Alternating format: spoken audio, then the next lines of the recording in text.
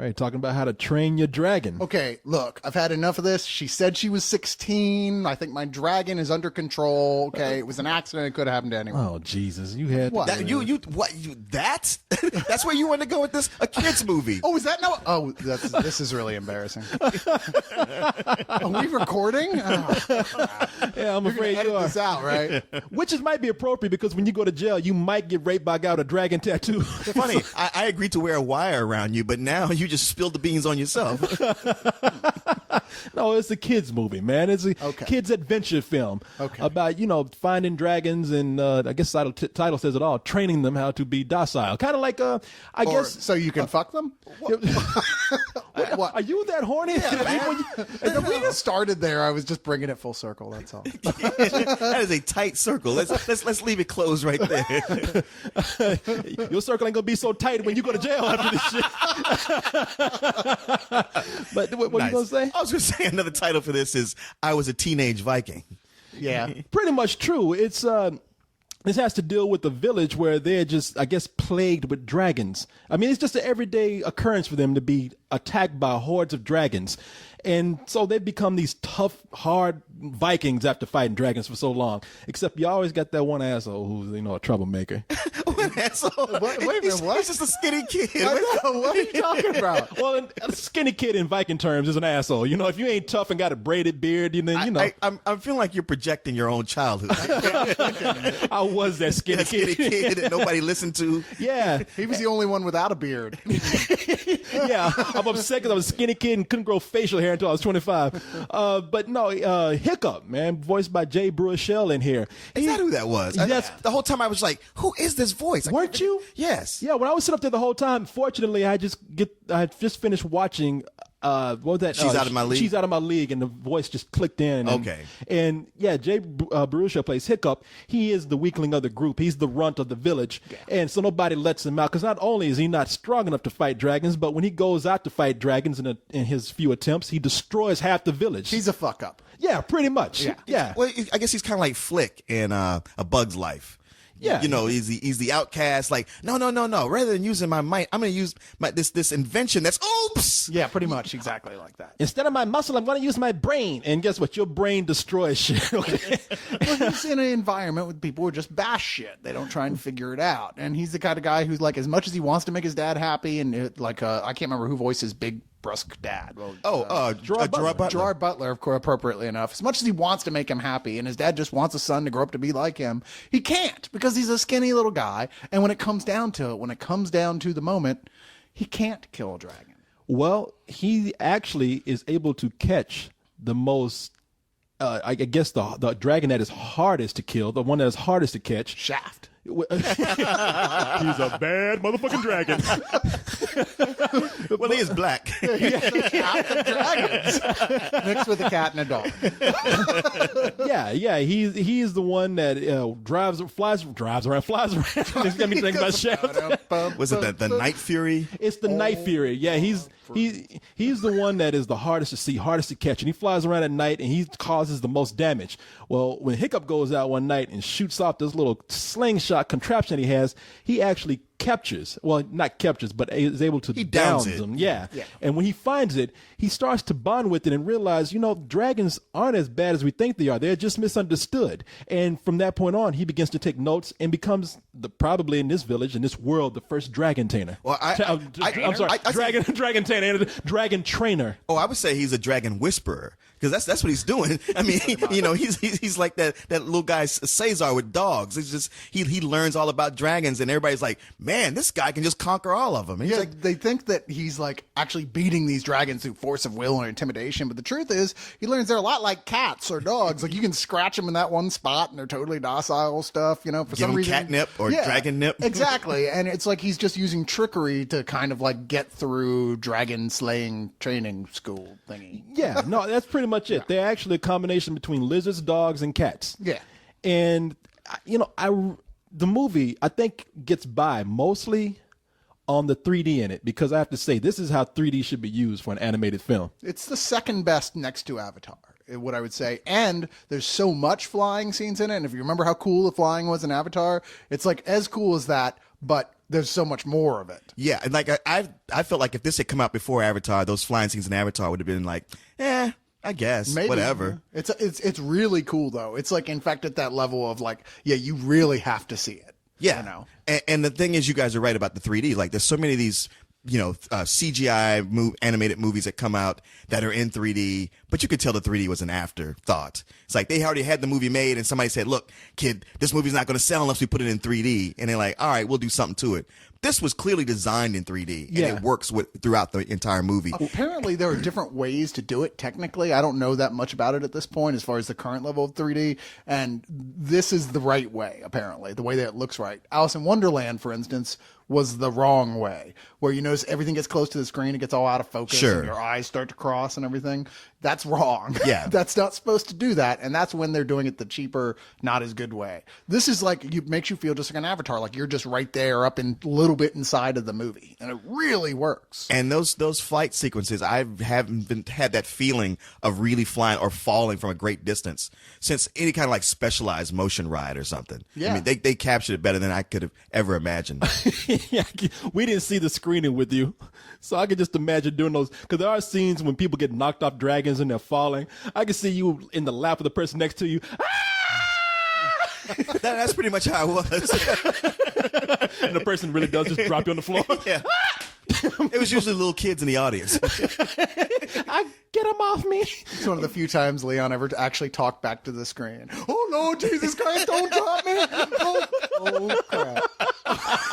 That's in his genes. Yeah, he's hanging onto the bar in the front of his seat. No! Little kid just looking at him. Hey, all I'm saying is when you go see this movie, take a barf bag. I wonder how many kids really are going to be throwing up in this movie, because it really does give you a sense of motion. I mean, You're just driving folks to the theater here, aren't we? well, you know how kids are. Kids, like they go on. Kids ain't gonna throw up. It's gonna be their parents that take them that throw Well, up. even little kids, they'll go on a roller coaster and throw up and come back and be like, "Yeah, let's do it again." Yeah, that's true. So a little kid would just walk out with vomit all over him, just dirty, and be like, "Yeah, Ma, let's see it again right now." Blah, blah. Let's go home and at least change clothes first. But no, yeah, no, God damn it, no, Mom, I'm gonna throw up on you, God damn it. But no, it's I think I've seen some movies like really good animated films like Up. And as great as Up is, I mean, I love that movie. It didn't need to be in 3D. They put that movie in 3D and didn't use it at all. Yeah, it was pointless. There's no reason for it. But this, it really makes you feel like, I was telling you, what they do is they actually make things look like they're going to hit you. Like things do not get out the way until the last minute. Yeah. Yeah, you actually are kind of like, so you'll be, the boat's coming towards you and you're just, not even realizing it, I found myself, I'm just kind of moving to the side to get out of the way. Yeah. Well, like when the scene where they're in the snow, you can't tell me you didn't stick your tongue out at some point. I'm trying to catch the snowflakes. Well, we just look probably all crazy in this theater with our glasses on, screaming and with our tongues out, bombing all over us. I can see like the ushers walking by and there's all these little kids around you. You got your tongue stuck out and they're like, "Ooh, 911." Somebody's trying to train his dragon in here. Yeah, I can see like Leon's up there, some little 10-year-old girl like, "Mom." No, it's not what you think. Yeah, do be careful in this. Do not piss off any parents. Do not piss off security by pulling out your phone, because the 3D in this is so good. Like if they throw you out, you will think it's a hand from the movie coming at you, not the security guard. Mind yourself in this. It really is great to watch it in 3D, and I love the animation design. Gerard Butler does a really good job at doing his voice in here. Craig Ferguson, and too. Craig Ferguson, who was the side character? He played like the sort of the lieutenant Viking in this. That was Craig Ferguson. I know what I was trying to figure out his name. no hand and no Gobber. leg. Gobber was his name, yeah. And those two guys, I think they did a great performance. My complaint about the movie is, and you just mentioned it a little while ago when you mentioned A Bug's Life, I'm kind of tired of seeing these animated movies with the same theme of having the hapless underdog hero, the weakling, the guy who's misunderstood. We just saw it in Cloudy with a Chance of Meatballs. You know. Oh yeah. No. It's if you took Flick from A Bug's Life and he found the Iron Giant. Well, it's always that one character. He goes through almost the same motions. He either is like hated by the village, the town, the school, or whatever he's in, and there's a chance that he's going to be so different that at one point he's going to almost destroy that place. Kung Fu Panda. Yeah, Kung Fu Panda. It's. I mean, we see it in so many different movies now. I was looking at this and I was like, it might have been cool had Hiccup been like an actual, like the top of his class, because in the movie, one of the cool things I like about it is that they have to take all the teenage Vikings in this and put them through dragon training. Yeah. And I thought, wow, it'd been cool if Hiccup had been a character where he was actually at the top of his class, and then he was the one who everybody admired, and suddenly realized, oh, you know what? I had dragons misunderstood, and I can't kill my first dragon now. That would have been a nice change of pace. Because people don't root as much for the guy who's already got it all. You just don't. I mean, that's just human nature there. You're like, oh, okay, well, it's not really as intriguing a story when somebody has nothing to lose. Very true. Win. But you know what? These movies are made to appeal to people who feel like outcasts already in their lives. Yeah, especially, I know. Especially kids that age. I mean, what about you would have a lot to lose if you had all the respect of everyone, everybody loved you, and all of a sudden everybody turned on you and hated you because you just thought a little different than everybody else. I mean, that's just a little thing of mine. We see these movies all the time. I don't think it's going to bother anybody who doesn't see these movies consistently. But with us, I'm just like, man, I've seen this, about the 10th time already, and I'm kind of getting tired of it. Handsome, winning personality guys don't go to see these movies, so who's supposed to identify with that character? You? Just because you have to go see him? Yes. I demand. So you have to start with the nerdy guy because that's who their audience is. Their guy's going, this is totally realistic. That's who their audience is. That's why they keep making them. And sure enough, DreamWorks especially is way guilty of retelling this story over and over again. But you know what?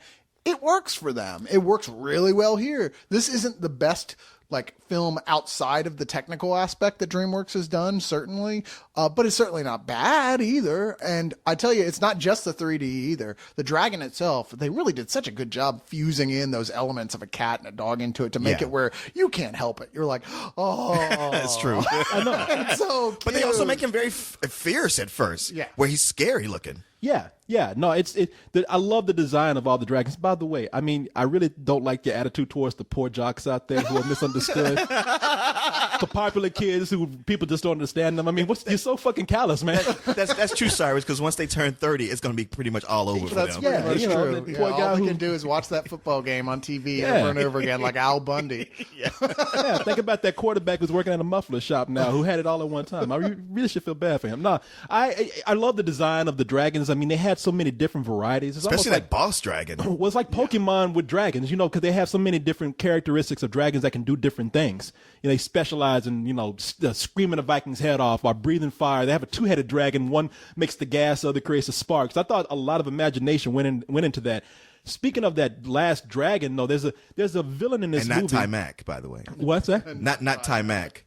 We speak of last dragons. From the last. Yeah, the big boss in this is the last dragon. A 6-foot black guy who does kung fu. Come on, Viking motherfuckers. No, I thought that was almost treated as an afterthought. We have to have a big boss villain or a big catastrophe at the end of this movie, and I didn't really feel like this thing was a big threat because you didn't see it until the last minute. Oh, that's funny you would say that because I thought it was the scariest thing they've ever put together. I agree. I was like sitting here listening to you go, really? Because I thought that was the best thing about this movie. Well, it's big. It was like a spectacular last 20 minutes or so. Don't get me wrong.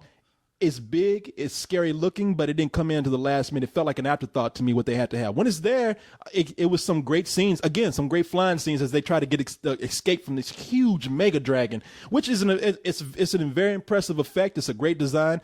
I'm just saying that as far as presenting it, I thought it was just kind of presented kind of quickly. Really? It's just not the kind of story that's trying to do the traditional, here's the villain right from the get-go type of thing, because it's not that kind of story. And really, the whole existence of him is just an answer to the final equation, to the big question of the film, like where are these dragons coming from type of thing. And that's what it functions as. It was him passing this big final test to impress his father. And on that level, it serves its purpose admirably, in fact. I mean, because it's like, hey, the final exam is a bitch.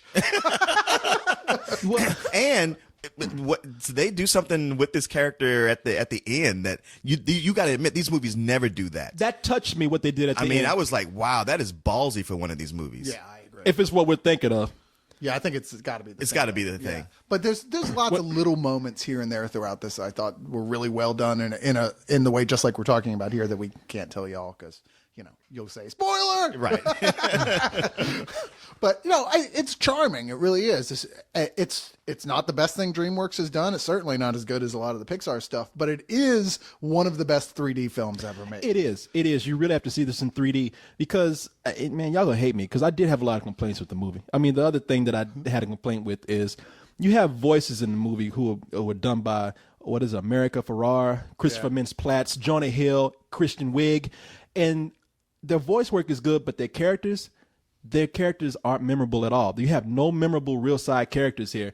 All of them, their personality is in how they look. You got the fat jock. You got the twins, who one is a girl, one is a boy. They're smart aleck. You got the fat kid who is really nerdy, and they don't do anything outside of what they're required to do to push a story along, or physically fit their personalities. I mean, there's nothing there. But that's a decision to make where, like, look, we don't want to dilute the focus and give everybody a full side story because they aren't important enough to the plot to develop them more than what they are. Yeah, they're just as developed as they need to be, I felt. I feel like maybe you're distracted by the fact that they gave big names to play those roles, so it feels like, well, why not give those big actors something more to do? I would say that, but you don't always have to give them a whole lot to do. You just have to give them just little sparks of originality. Again, to bring it back to something like, because I'll admit, when I was looking at this, I was like, how come I'm not enjoying this as much as something like Cloudy with a Chance of Meatballs? I don't expect it to be as funny because when Cloudy with a Chance of Meatballs, we just kept laughing.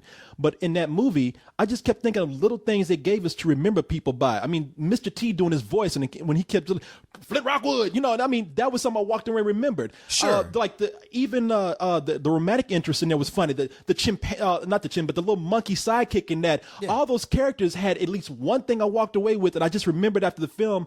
None of the characters in this gave me anything. This is not that movie. I mean, the writing is not on that level. I'd be the first one to admit that. Absolutely. But I don't think it was ever really the goal of that movie. I mean, to me, when a movie like this can either try to go that way, and if it's successful and it can be a Shrek or a Cloudy with a Chance of Meatballs, that's awesome.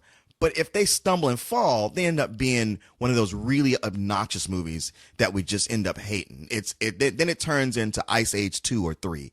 And this, I thought, struck a really good balance of like going like, okay, this is where we are and we're going to stay right here. And yeah, it didn't give you all that you wanted. And sure, it would have been nice to have that if they could have made it. However, it is still a very charming movie, and the things that work about it work really well. And Meatballs is it's almost an exercise in pop surrealism, really. I mean, it's not trying to say, this is even mildly like believable on any level. It's a dream. It's a fantasy, and that's it. It's just wacky.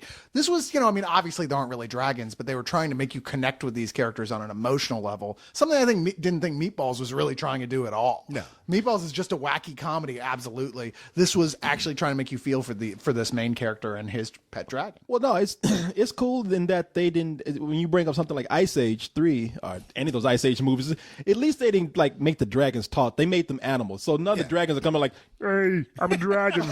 Ray Romano is the dragon. Fire! Hey. They didn't do any of that, and I thought that was kind of cool. And the dragons themselves, like when you mentioned that how they behave, I mean, I like that they thought about, okay, what animal can we make these dragons behave like, where they're kind of like we can relate to them because we have them as pets ourselves.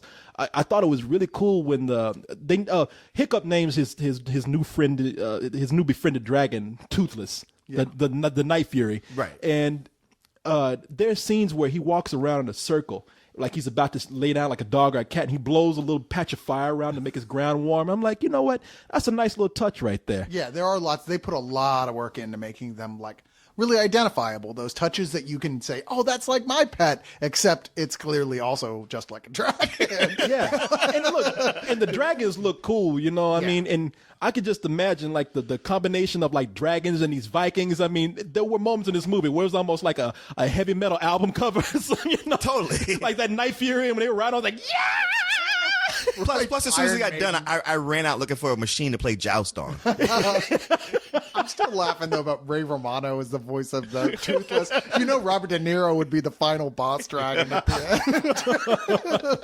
end. I'm not going to even try to do Robert De Niro as the dragon. A little bit. Yeah, that's what it'd be like. Yeah, they'd be like, oh, you got scared just a little bit, just a little bit. Little bit. That was Robert De Niro there? I told you I couldn't do it. I thought my I love how you said, like, impressions were I'm not going to do it. And you like, and when you did it, it's like, ooh, damn. Wow. don't do that. That wasn't even the... I don't know. That's That was all like right. Speedy Gonzalez.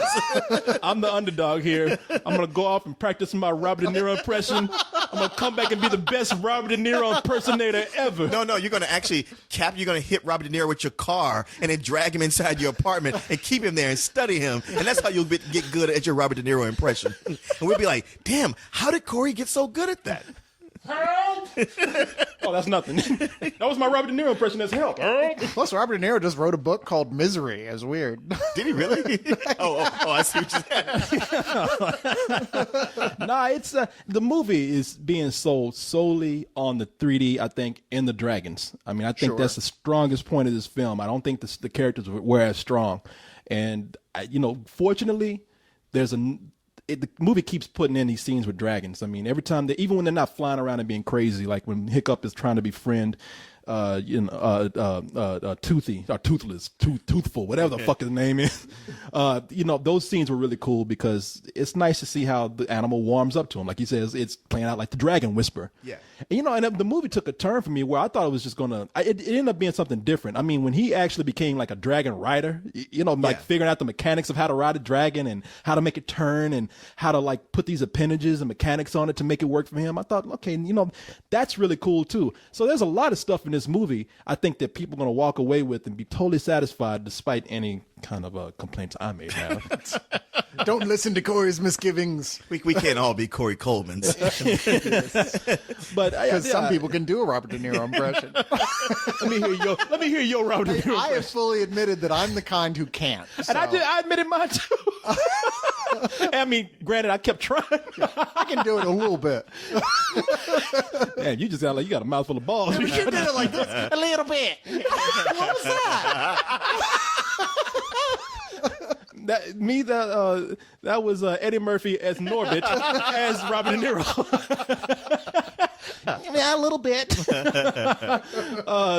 No, man, I like this movie. Don't get me wrong. I'm telling you where I thought its weaknesses were because when compared against other animated films out there, especially the 3D ones by DreamWorks, I thought Kung Fu Panda was better. Who released Sunny with a Chance of Meatballs? Cloudy with a Chance of Meatballs. sorry, what did you say? Nobody That was released Sunny with a DreamWorks. Chance. Was that DreamWorks? Yeah, it was DreamWorks has released, I think, some better films, some stronger films. But this one, very enjoyable. 3D is great. So that means you got to go see it on the big screen, especially at IMAX. That'll be incredible. So yeah, I give it a full price. Yeah, I can't disagree with most of what you're saying. I think I had less of a problem with the side characters. I thought the story mechanics were certainly things we've seen used before and maybe too many times at this point. But I don't really count that as a mark against the film because they got the details on the whole so right. And just the fact that this is really just a stunning experience in the theater and 3D, it will take your breath away through these flying scenes that you can't give it anything but a full price. Damn, you pretty much said everything I was going to say. And in as much as, yeah, it's nothing you haven't seen before. I can't say nothing you haven't seen before, but familiar story elements, but it's just what they do with it that makes it so lovable. And outside of the incredible graphics and flying sequences. And there's even something like mounting that big last attack where all the dragon riders hop on their dragons. And I'm like, okay, usually these things kind of come in and they're real quick. They're full of comedy moments. And to me, I thought this is going to be Mulan again because I was liking Mulan up until they got to that point, the storm the castle, because they just blew it off and played it for laughs and it was over with quick. And no, they had a whole lot of new stuff planned to go on after that. And it's just moments like this throughout the film that make me give it like a very high full price. So it was like Mulan, but much more colorful, wilder, surreal, even like Moulin Rouge. No. Man, if you worked as hard as your job as you did to make that joke work, you wouldn't be broke all the time. No. And you can tell for that shit. The moment you said Mulan, he just went to a trance thinking about that shit. I did. It's Nothing true. else I said after that. What did you give it? figure out what I don't that even know. I didn't even hear that part. He does have a point, though. I mean, I'm so glad this is not Mulan because speaking of funny voices, celebrities doing voices, that means every dragon would have the voice of Eddie Murphy. True. Hey, I'm a dragon. Hey. Mulan was at Okay, I can't do You know what kills me, Corey? I've heard you do several voices that have sounded so much like Eddie Murphy, I really thought it was him. Yeah. And just now when you tried to do him, it sounded nothing like him. Let me see if I can try it again. Then let's see. Hey, I'm Eddie Murphy. I'm a dragon. How you doing? Is that a little bit better? Hey, I'm a dragon. Hey, everybody. You know, either way it goes. If all those dragons had Eddie Murphy's voice, we'd be wanting them to be killed. I mean, hell yeah. It wouldn't be no befriending dragons. That kid be like, I'm slaying this motherfucker right now. Yeah, hiccup, move out of the way. Hey, and I wonder what it'd be like to keep a dragon, man. I mean, what's it like cleaning up? Is it flaming turds in a cat box that you got to clean up? Can't they just burn their own turds? You like take a shit and then burn them up and destroy your house in the process. Well, you'd preferably keep them outside somewhere. Plus, their turds would have pieces from suits of armor in them. That's true. Like hands, skeletons, and shit. Oh, it's like getting a Cracker Jack prize. It's like, hey, look, a sword. Hey, he shipped this helmet out completely full and intact. I can wear it. I think the village has crazy dragon ladies. Is it like cats? Yeah, you know, the Humane Society has to go in and save all the dragons. They go in there just like, fuck this. I can't deal with this shit. Find another old lady who died, because her newspapers fell on her and her dragons have eaten her face off. Move out the way, lady. We have a complaint. You have 50 dragons in here. Or 50 cats. No, wait a minute. Anyway, fucking shit.